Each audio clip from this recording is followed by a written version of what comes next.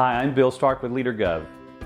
Each week, LeaderGov shares a leadership lesson to help you become a high-performing local government leader.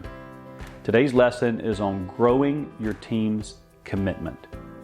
Local governments typically have a lot of projects, programs, initiatives, a lot of things going on at one time. So it is super critical for everyone that's involved in the project to be highly committed to what's going on and to the result. Without high commitment, projects wane, interest falls, dates slip, work quality is reduced. Ken Blanchard has a great quote on this topic about commitment. He says, there's a difference between interest and commitment. When you're interested, you do it only when it's convenient. But when you're committed to something, you accept no excuses, only results. Here are some signs that your team may have low commitment. There may be a lack of ongoing discussion about a project. There may be too little debate or too little action regarding the project. Or perhaps there are missed deadlines, finger pointing, or no one knows what the project status is. When you realize that commitment is low, as a leader, it's your job to reset commitment. You can ask employees what's holding up progress. You can ask them to confirm or reaffirm the priorities of the project. You can ensure that everyone knows what the next steps are, that everyone's clear on the goals.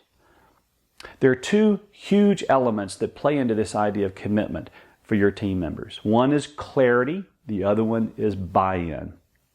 Now, buy-in is about your team members being heard and allowing them to provide input into the project, decisions, and plans. When people are heard and have a chance to provide their input, commitment goes up. When people are not heard and not listened to, and their input is not taken into consideration, their commitment to projects always goes down. Getting their buy-in through asking them questions and getting their input is a great way to grow commitment. Another way to grow commitment is to ensure that there's clarity about what needs to happen and what's expected of them.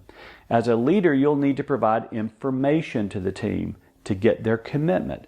And you'll need to provide details so team members are able to be comfortable in what they're committing to. Being general about what the plan is and what you're expecting of them is not enough. At LeaderGov, we always want to encourage you to implement the ideas that you're learning here with your team. So here are a few ideas that you can do to get the ball rolling. Ensure that you allow everyone on your team time to share their concerns and questions and ideas about your next big project. Always provide details so the team is crystal clear about their role and what's expected. Once you've done that, ask them this very important question. Are each of you committed to this effort 100%? If not, speak up now. You may even want to ask each person individually this question, if they're fully on board. This is a great question because it weeds out any gray area about their commitment level. You know, we're really happy that you are a part of the LeaderGov community and that you're enjoying these videos. If you know of other leaders in local government that you think would benefit from these leadership lessons or the work that we do, send them our way. We'd really appreciate that. If your team has interest in live workshops, either on the internet via Zoom or in person, or off-site retreats or strategic plans, let us know. That's the kind of work we do, and we'd love to talk to you about that. You can also check us out on Facebook and LinkedIn. We post a lot of blogs up there, podcasts, and other things that may be of value to you and your team.